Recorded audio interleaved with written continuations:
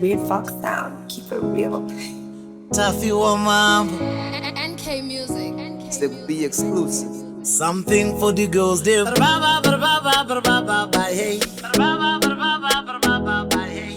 Ba ba ba ba ba ba ba ba hey. Sanya kuzoanza muri wadi.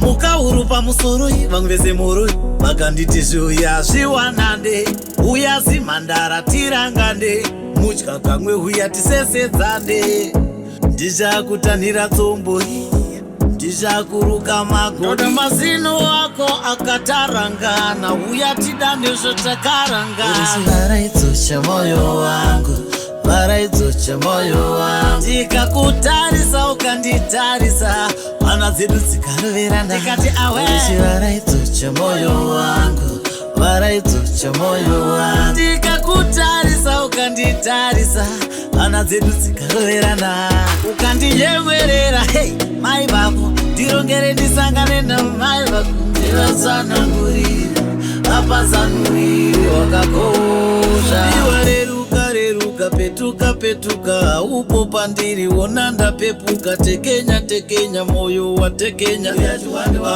mwedzi unopevanyeurira tsvarakadenga ndakanyukura vane kudai mareurura 12 mhuri yakura varaidzosha moyo wangu varaidzosha moyo wangu ndikakutarisa ukanditarisa hana dzedu dzikaroverana ndikati aweshi varaidzosha moyo wangu varaidzosha moyo wangu ndikakutarisa ukanditarisa hana dzedu dzikaroverana ukandiyemwerera hei mai vako ndirongere ndisangane namai vako ndivatsanangurire apazanurire wakakosha ukaurupa musoro vangu vese moro vakanditi zviuya zviwanande uya zimhandara tirangande mutya kamwe uya tisesedzane ndichakutanhira tsombo ndichakuruka magodo mazino ako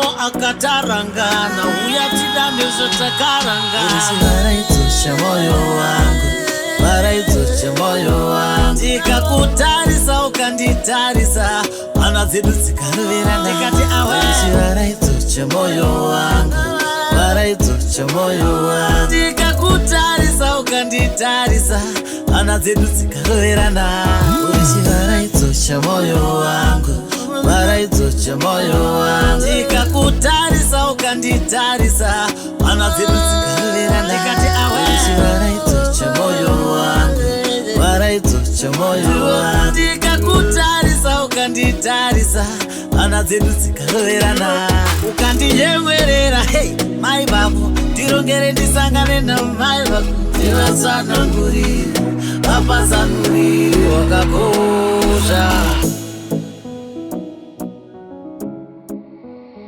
NK Music.